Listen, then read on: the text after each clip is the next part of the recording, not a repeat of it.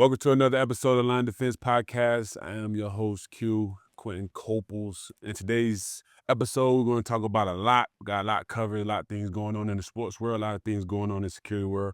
So let's dive right into the sports world. We got the hottest take, the hottest topic of this season, really. Shedeur Sanders had her first successful, what I would say, successful game this past Sunday versus the Titans. Did a great job. I think he threw for like 350, 400 yards, had 4 touchdowns. Very good game statistics-wise. Came up short with a loss. And so, y'all know how I feel. I think I've spoken on this before about Shedeur, but I want to kind of give a little background information. I will be considered a Shedeur hater, but I'm not a Shedeur hater. I'm just kind of like that big bro that kind of give you the wisdom and understanding of what you need to kind of make sure that you're in the best position to maximize all your options that I think that he's kind of leaving on the table. So, prime example, I think that, Dion is everybody's favorite uncle. He's the culture's favorite uncle. With that being said, we have Shedeur is the cousin who can't do no wrong. A majority of the eyes that's on the media. And, here we talk very straightforward, and we're not necessarily anti-media. However, we don't have the same mindset as the media talking heads that we see on a day-to-day basis.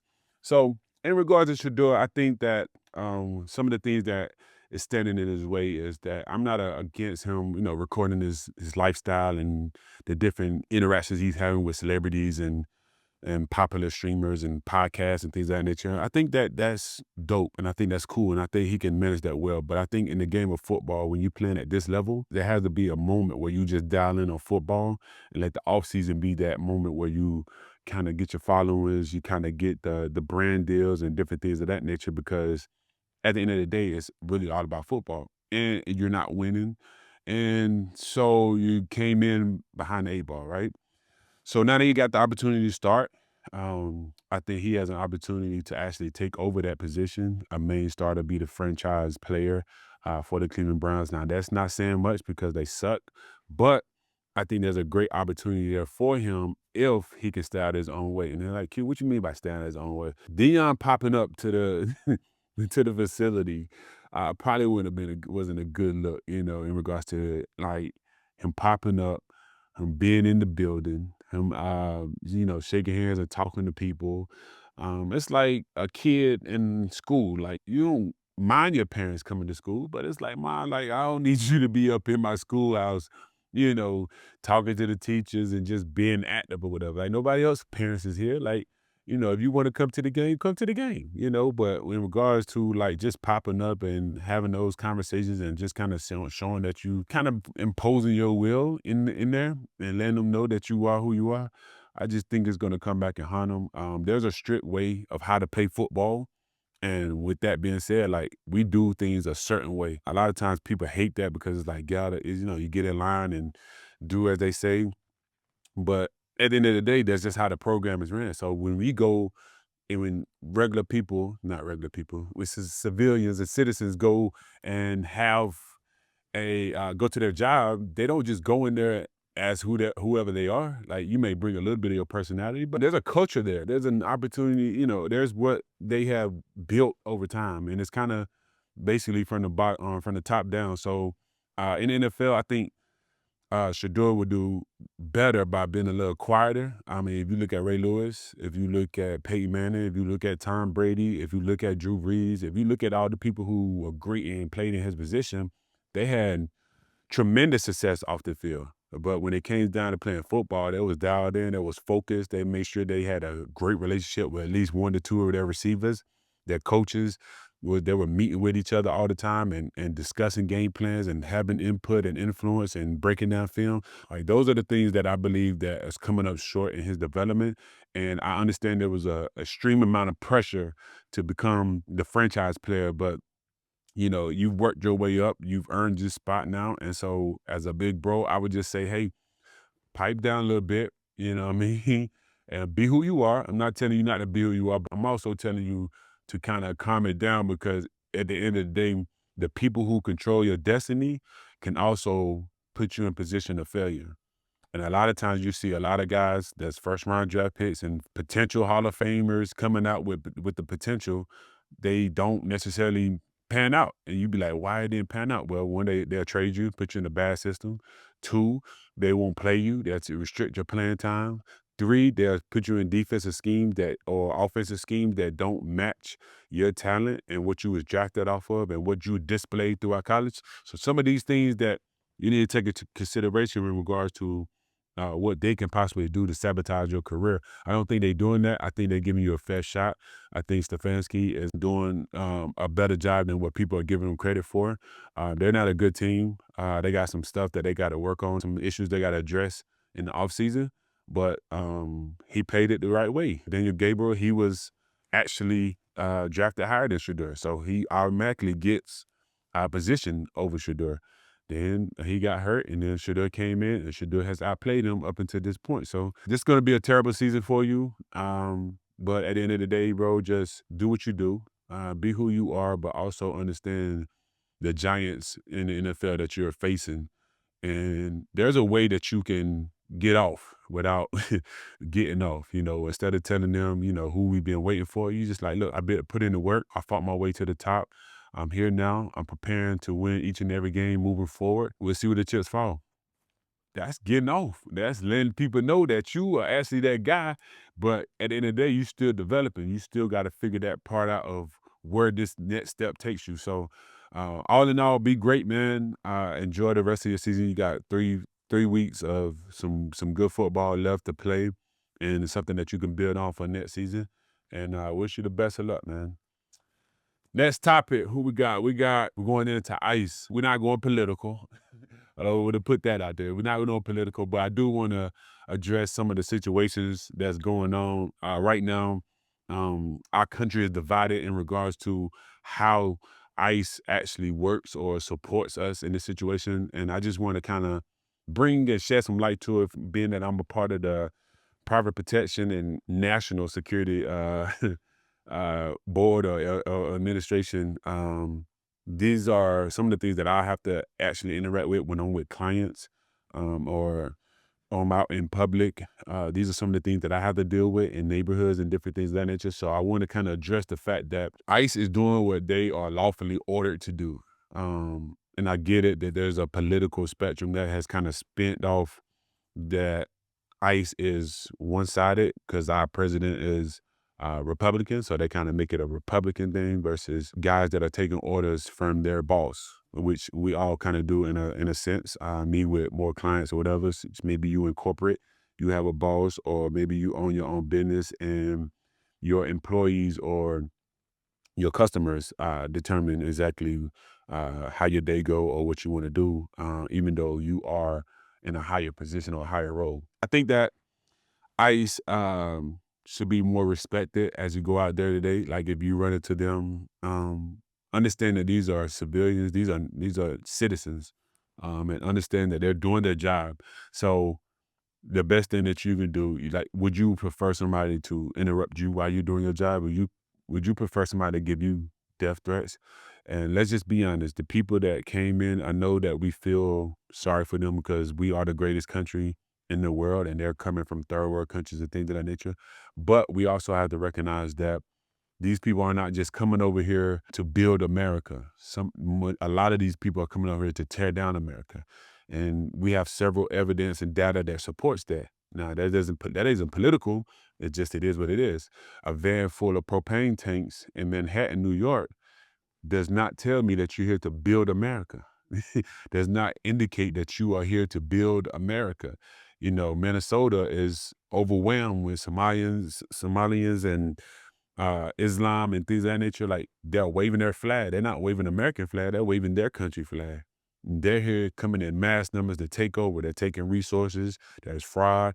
And I know this sounds political, but in reality, as an American and as someone who has seen other Americans suffer at the hands of fraudulent behavior by politicians and other people, I think it's my duty to step up and kind of speak out and kind of help people get a broader understanding of what's actually going on versus what the media is telling us. Because again, we're not anti-media, we just think different. All in all, when it comes to ICE agents and the different law enforcements, understand that there's a place for law and order in America.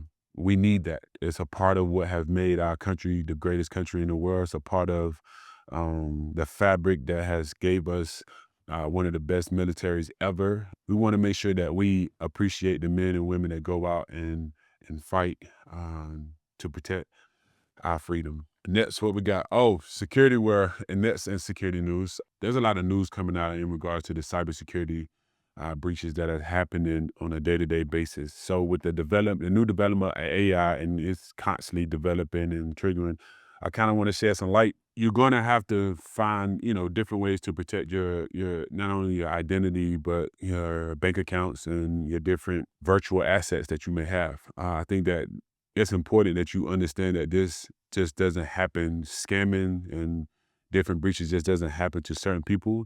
Like everybody is susceptible to that.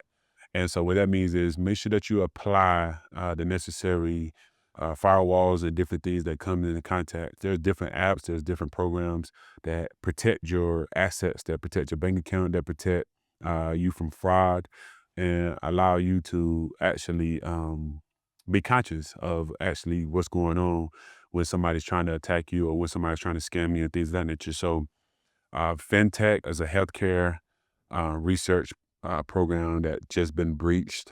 This is an issue for like national security as well. So like even though your personal information you may not think of, and you probably think, oh, I don't got enough money for anybody to scam me or things of that nature. You never know. Like scammers don't, do it based off your income. Scammers do based off whatever assets they have. So make sure you stay protected. This is holiday season. So it ramps up during holiday season because people are more gullible during this season because you're out shopping, you're out just buying gifts and things of that nature. And then a tap card up there is a whole card reader that sends information back to another scammer and they're able to have access to your car. So these are just some of the tactics and different things that they do. They hook up to your internet, your Wi-Fi, your home Wi-Fi. So after you leave home, I suggest everybody turn off your Wi-Fi unless you're in a safe building and a secure building where you know that the information that you have access to is being protected by different firewalls and VPNs and things of that nature. So protect yourself this season, man. This holiday season, protect yourself during the holidays, and take care of your virtual assets. In other news, personal security going on. I think we had Ariana Grande, who was just assaulted, is what they call it, on the red carpet. James McAvoy was at a bar in Canada, and then he got punched by a random guy, sucker punch. I bring this up because this is personal with me because, as everyone know, I protect entertainers, celebrities, business, high net worth individuals. It's important to help you guys understand that anybody is eligible to be under attack. There's no one person, whether big or small, fat, skinny, whatever you are, green, blue, black, it doesn't matter. When someone wants to attack you, they will attack you. I suggest, just as always, not just because I'm in the industry, that you always give yourself a private protection. There's always options. Obviously, Kingsman protection is the best one, but there's always opportunity for someone to not only just make a name for themselves, but they can also attack you. And so in those places where you think that you're safe and there's not that type of crowd or it's not sketchy or things of that nature, like these are the places that you're most vulnerable because nobody's expecting anything. Like nobody's expecting, like we didn't expect, and I don't want to bring this up and pardon me if it offends anybody, but nobody was expecting 9/11. It happened. It hurt us, just caught us off guard. But that's how bad guys respond to situations. They see an opportunity, they take advantage of it, especially if you're entertainer, especially if you're known and successful of some sort. They're going to come after you. There's no safe place. Only safe place is in your home with the doors locked. And even then, you may need somebody to protect you from somebody trying to break in and intrude in your personal space. So I named those two. There's plenty of more. Got people that's been attacked over the last week, month or so. Hire private protection. I can't stress this enough. It's one of the most valuable assets that you can put into place when it comes down to holiday shopping, when it comes down to personal assets, your jewelry, your vehicle, or maybe you just want to go somewhere. and not look over your shoulder, have private protection. We're here to protect you. We're here to prevent danger and harm coming to you so you can be able to have a sense of peace and enjoy the place that you're in. So, with that being said, this season is holiday season. Like I said once before, protect yourself, protect your assets, hire personal security, and make sure after you watch this video that you like, subscribe, and share. Leave a comment in the comments. Let me know what you think. Let me know if you think that what I said wasn't valuable or what you think is something for you to consider as you go out and enjoy this holiday season. Like always, this is Line Defense Podcast. I'm your host, Q, Quinton Coples. Until next time, stay dangerous. We're back. And this one, we're going with the 2-minute drill. Start my clock, and this time I'll get swaggy on this one. Let me turn this thing up a little bit. All right, let's go. We got a 2-minute drill. Start my clock. All right, cool. What we got up first? Will Shedeur win 1 out of the last 3 games? I believe so. And you know what? I'm still a fan, and I hate it, but I think we might give him his first win because we're so inconsistent. And I hate it. I hate it. I hate it. But at the end of the day, it is what it is, and we're going to leave it at that. Next question. Will Myles Garrett break the NFL sack record? Absolutely. I mean, I think I've said this or covered this on an episode before, but this guy is out of control, man. I mean, he's doing something that we haven't seen before. Now, we've seen greatness, but I don't think we've never seen anything like this before. So I'm going to say yes. I'm going to go to over on that, and I'm going to say he's probably going to end with right a half over with 23. Boom. Next question. Will Cowboys win the NFC East? Absolutely not. Anybody who's not a Cowboys fan always root against the Cowboys. So therefore, why would we say that they will win the NFC East? I don't think so. Although I do think Philly is kind of playing mediocre, I don't think they win it. And they're definitely not going to win a playoff game. Or maybe one playoff game.